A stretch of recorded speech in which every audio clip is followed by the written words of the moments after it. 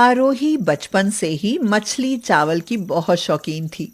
उसकी माँ लक्ष्मी हमेशा उसे सुनाती, क्या री, जब देखो तब मछली चावल, कम खाया कर। जरूरी नहीं कि ससुराल मांसाहारी हो, कहीं शाकाहारी लोगों से पाला पड़ गया तो तुम्हारे हाथ से पानी भी ना पिएंगे। फिर तो और भी मजा आएगा ना माँ। जब वो लोग मेरे हाथ से पानी नहीं पिएंगे तो मेरे हाथ से बना खाना कैसे खाएंगे?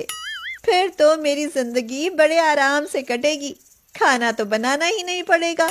काम चोर कहीं की। चल उठ और ये बर्तन साफ कर, मुझे जरा बाजार जाना है। आरोही को मौका मिला कि माँ तो बाहर गई, अब वह और फिश करी खा सकती है।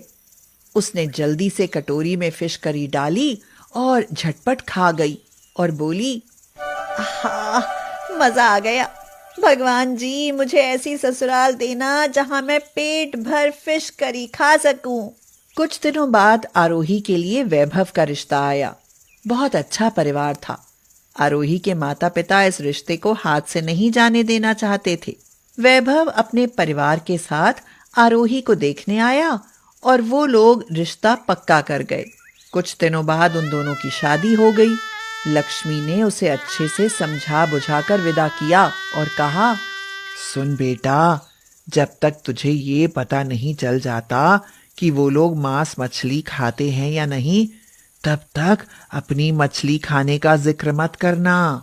माँ, फिर उन्हें बताकर शादी करनी चाहिए थी ना। अगर वो लोग मछली नहीं खाएंगे तो क्या मैं भी नहीं खाऊंगी? इतना अच्छा घर और लड़का किस्मत वालों को मिलता है, समझी? मछली ना खाएगी तो मर नहीं जाएगी। आरोही जब वैभव के घर में आई तो ये बात अच्छे से गांठ बांध ली कि अपनी मछली खाने वाली बात किसी को भी नहीं बतानी। अगले दिन निर्मला ने पूछा, बहू, तुम्हें खाने में क्या पसंद है?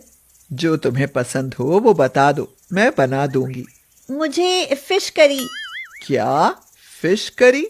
अरे नहीं मम्मी जी, मुझे फिश करी बिल्कुल पसंद नहीं है। उसके अलावा आप कुछ भी बना लीजिए। अरे वाह, मेरी बहू तो बिल्कुल मेरी तरह शाकाहारी है। चलो ठीक है, मैं कुछ बना देती हूँ।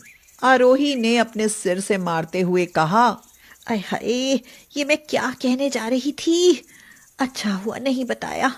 मम्मी जी सच में वेजिटेरियन है।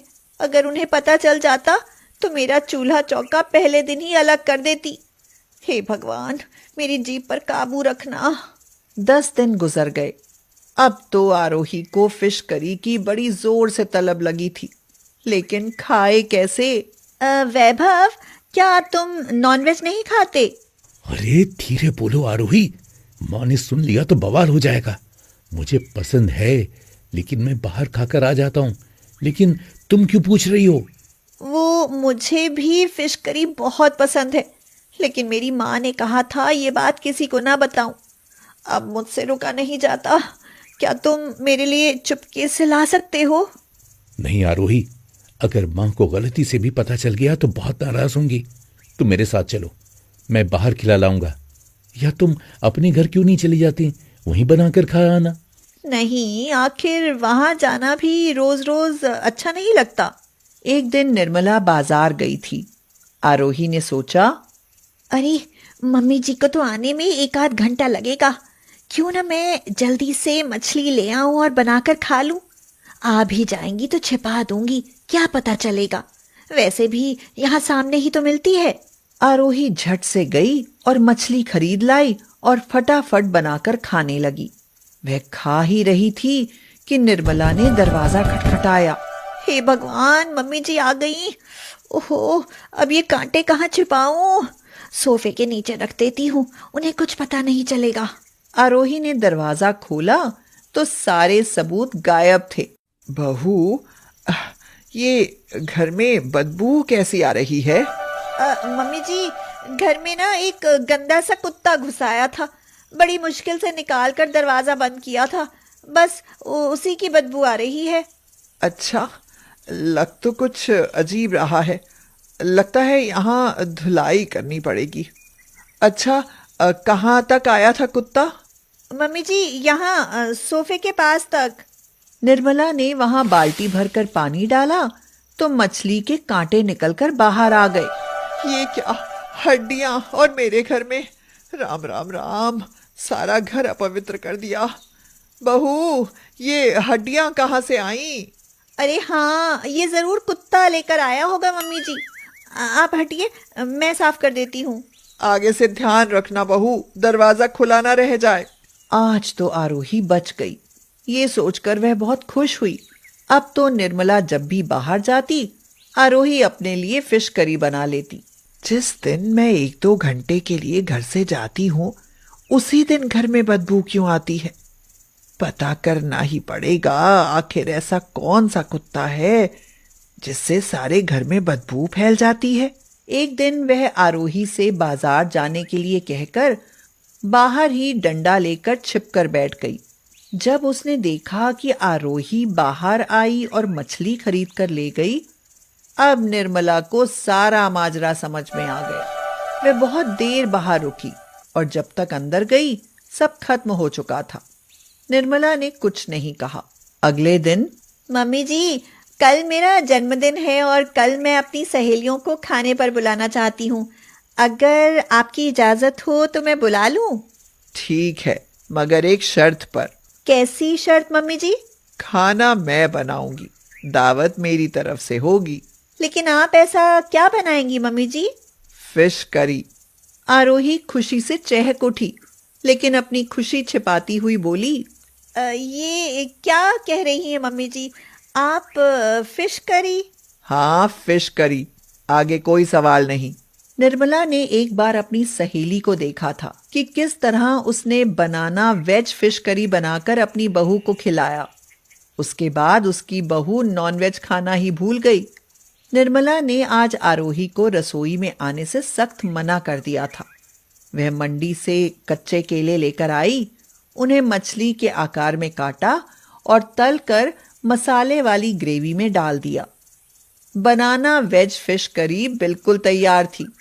निर्मला ने चखकर देखा तो वह खुश हुई, क्योंकि उसने कभी मछली तो नहीं खाई थी, लेकिन ये वेज फिश उस फिश से काफी स्वादिष्ट बनी होगी। बहू, मैंने फिश करी और चावल बना दिए हैं, तुम अपने मेहमानों को सर्व करो और आज मैं भी सबके साथ बैठकर फिश करी खाऊंगी।